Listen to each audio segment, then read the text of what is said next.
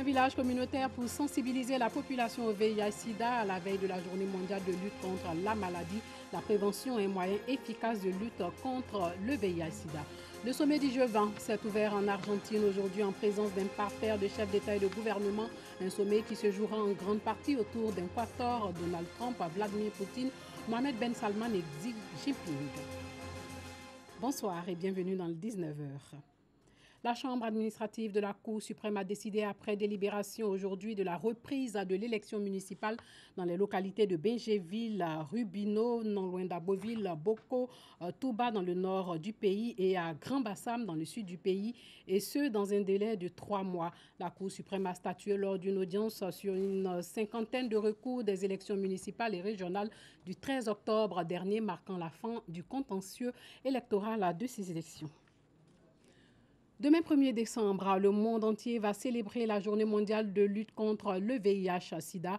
En prélude à cette journée, le programme national de lutte en collaboration avec Alliance Côte d'Ivoire œuvre pour la sensibilisation de proximité. Un village communautaire de lutte contre la pandémie a été dressé dans la commune d'Abobo en vue de faire de la prévention la meilleure arme pour endiguer la maladie.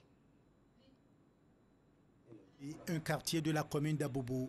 Les stands sont installés dans ce village communautaire à l'occasion de la célébration de la journée mondiale de lutte contre le sida prévue ce 1er décembre.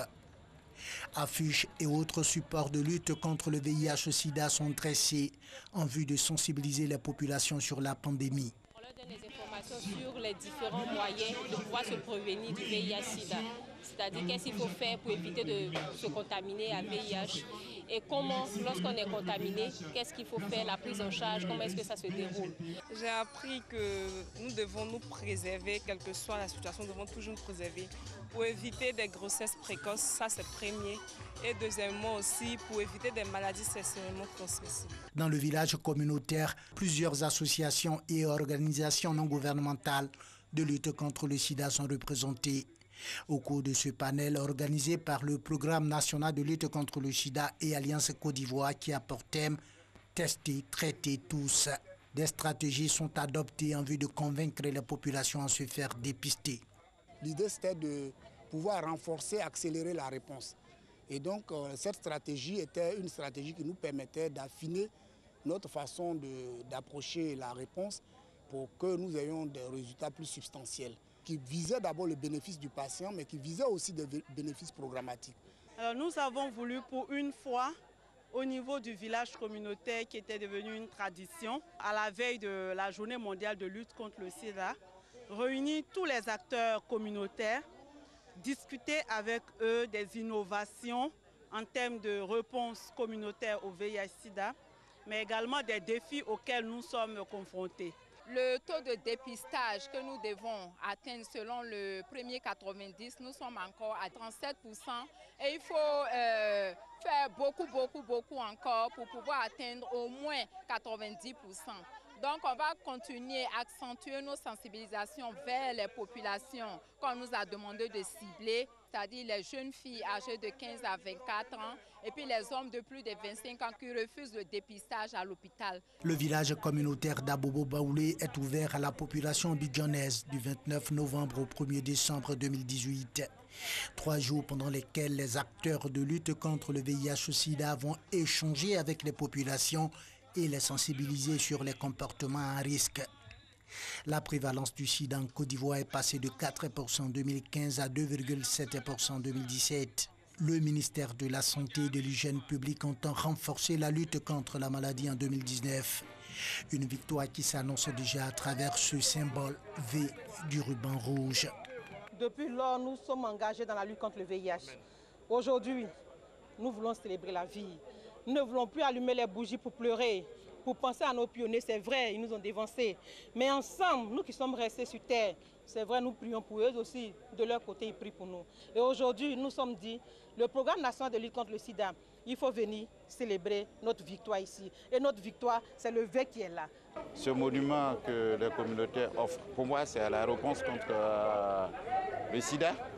Donc, pour nous, c'est une joie de symboliser cela. Je pense que ça reste le signe pour tout le monde, pour tous ceux qui passent au programme, que les communautaires étaient engagés dans la réponse aussi. 460 000 personnes sont affectées par le VIH-Sida en Côte d'Ivoire. La pandémie a fait également des milliers de morts dans le monde.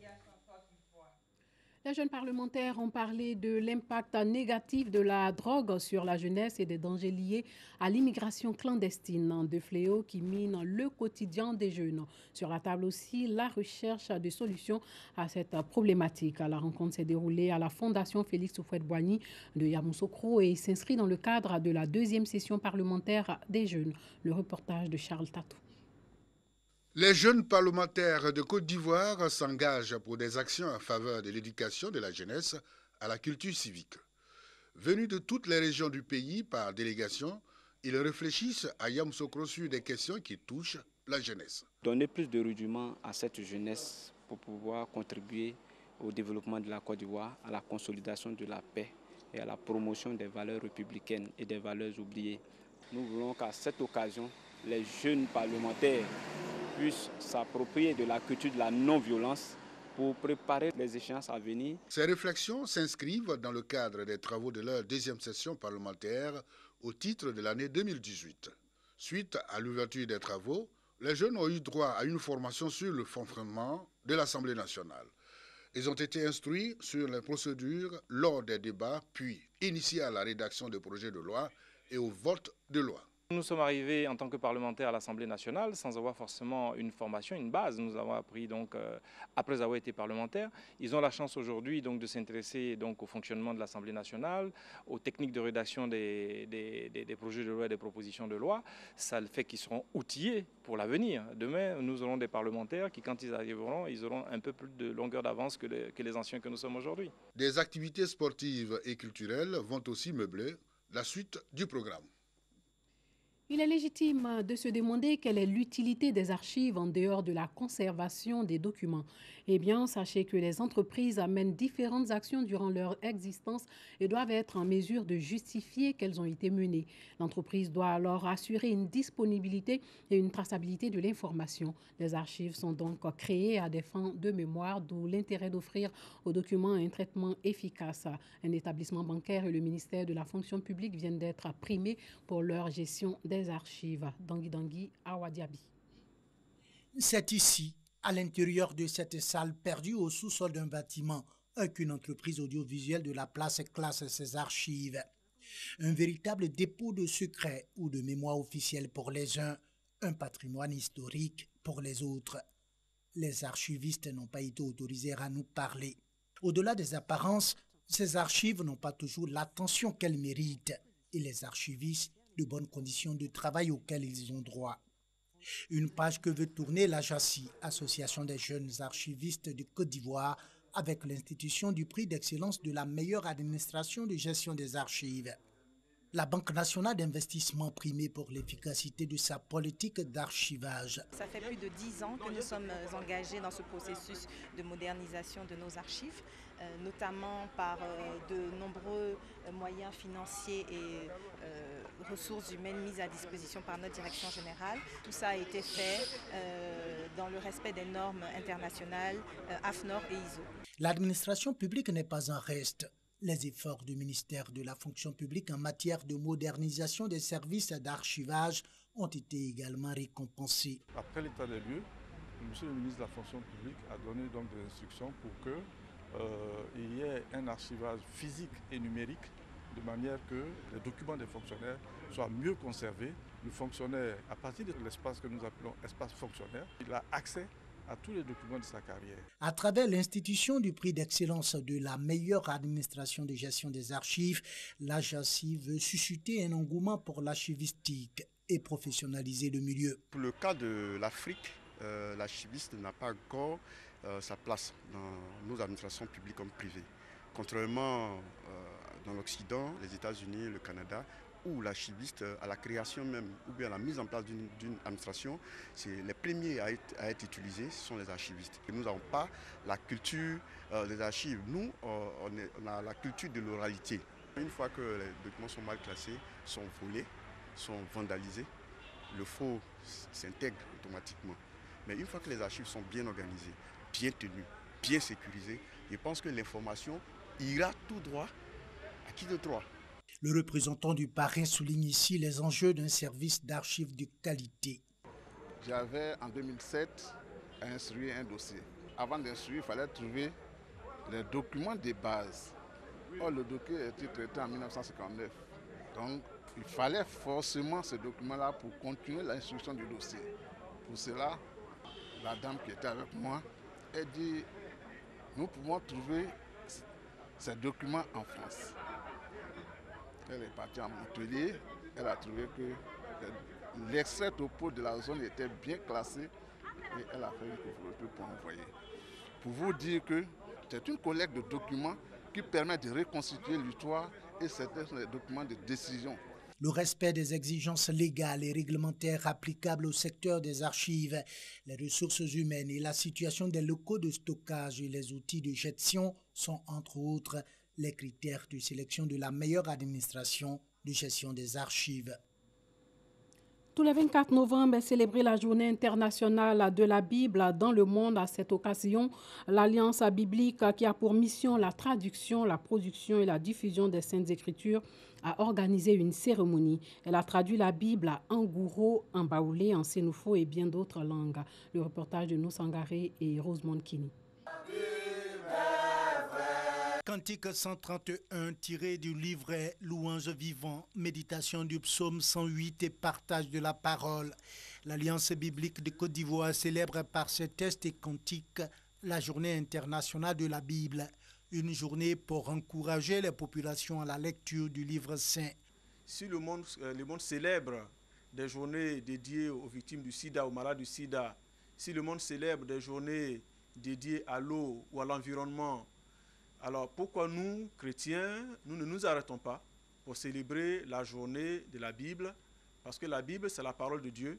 La Bible est la parole inspirée de Dieu, la parole écrite que Dieu a donnée aux chrétiens que nous sommes, ces créatures. Il est important que chaque année, nous nous arrêtions un moment pour célébrer cette Bible qui est la parole de Dieu. L'Alliance biblique contribue à la traduction, la production et la diffusion de la Bible. Notre travail que nous faisons ici en Côte d'Ivoire, nous contribuons en tant que traducteurs de la Bible dans les langues de Côte d'Ivoire, nous contribuons à l'archivage de la langue. Vous savez que la langue, c'est l'identité d'un peuple. Un peuple peut tout perdre, mais s'il arrive à perdre sa langue, c'est qu'il a vraiment tout perdu. Elle compte initier un projet qui permettra à chacun d'avoir une Bible. Un grand projet, un projet d'envergure cette année, c'est d'inonder la Côte d'Ivoire en Bible. Nous avons notre projet qui est d'installer 5 grands dépôts dans les 5 grandes zones de Côte d'Ivoire, à savoir le nord, le sud, l'est, l'ouest et le centre de Côte d'Ivoire. Vous imaginez aujourd'hui un chrétien qui est à Tengrela, qui veut s'acheter une Bible, doit descendre jusqu'à Abidjan pour s'acheter une Bible qui coûte 4 000 francs. Voyez-vous cette distance qu'il parcourt avec cet argent qu'il va dépenser. Alors si la Bible est rapprochée du chrétien, s'il y a un dépôt à Korogo, le chrétien qui quitte à Tengrela, il descend à Korogo avec peut-être moins de 10 000 francs, moins de 5 000 francs. Il achète la Bible de 4 000 francs, il s'en va, il est à l'aise. L'Alliance biblique de Côte d'Ivoire a été créée le 15 mars 1956 et elle a traduit sa première Bible en gouro en 1979, en 1978 en baoulé, 2010 en sénoufo, Tagbana en 2012. Le Nouveau Testament a été traduit en aladjan, hébrié, dida, bété, agni et autres langues. Sachez que la Confédération africaine de football a décidé aujourd'hui de retirer le Cameroun de l'organisation de la CAN 2019 après l'examen du compte-rendu des 2 dernières visites d'inspection consacrées à la sécurité et aux infrastructures. L'instance panafricaine a donc tranché. Le reportage de Samuel Metia. En réunion extraordinaire ce vendredi à Accra, la capitale du Ghana, le comité exécutif de la CAF a décidé de retirer l'organisation de la CAN 2019 au Cameroun. Au nombre des raisons évoquées par l'instance dirigeante, l'on pourrait noter que les visites sur l'avancement des travaux d'infrastructure n'ont pas été satisfaisantes, selon la commission d'organisation. Une autre raison d'ordre sécuritaire avec le groupe terroriste Boko Haram et l'insécurité grandissante dans le nord en zone anglophone sont à la base de cette décision. Une nouvelle procédure de candidature verra le jour dans les prochains jours pour déterminer qui recevra la compétition qui aura lieu du 15 juin au 13 juillet 2019. Le Maroc ainsi que l'Afrique du Sud sont pressentis pour se porter candidat. Ils ont 1 mois pour déposer officiellement leur dossier. Les États-Unis, le Canada et le Mexique ont signé aujourd'hui le nouveau traité de libre-échange nord-américain lors d'une cérémonie officielle en marge du G20 à Buenos Aires en Argentine. Le nouvel accord entre les États-Unis, le Mexique et le Canada va remplacer l'ANENA, le traité de libre-échange nord-américain en vigueur depuis 1994. Moussa Koulibaly, Dangui. Le sommet du G20 débutait ce vendredi à Buenos Aires, dans la capitale argentine. Pendant 2 jours, de nombreux sujets sur la table des chefs d'État des 20 puissances mondiales. La guerre commerciale entre la Chine et les États-Unis, le réchauffement climatique, la crise ukrainienne avec la Russie sont entre autres des sujets qui divisent les puissances. 3 pays ont accordé leur violon ce vendredi matin. Les États-Unis, le Canada, le Mexique, qui ont signé le nouveau traité de libre-échange nord-américain. L'accord États-Unis-Mexique-Canada, conclu ce 30 septembre, offre notamment aux États-Unis un accès à environ 3,5% du marché laitier canadien, évalué à 16 milliards de dollars, tout en protégeant le Canada d'éventuels tarifs douaniers automobiles. Le nouveau texte prévoit cependant des règles incitant le secteur automobile à se fournir en matériaux et composants aux États-Unis et en Amérique du Nord. En face, les Européens veulent faire front commun contre le protectionnisme de Donald Trump. La réunion initiée par Emmanuel Macron vise à former un bloc entre Européens alors que le G20 avance divisé et bloqué. Le président américain Donald Trump, ultra-protectionniste, climato-sceptique, empêche en effet toute avancée sur les dossiers cruciaux du climat et du commerce. L'objectif de ce bloc européen est d'avancer un front uni au sein du G20 pour défendre tous ensemble l'idée d'une réforme de l'Organisation mondiale du commerce, OMC, mais aussi de prendre des engagements renforcés sur le climat. C'est tout pour ce soir. Portez-vous bien.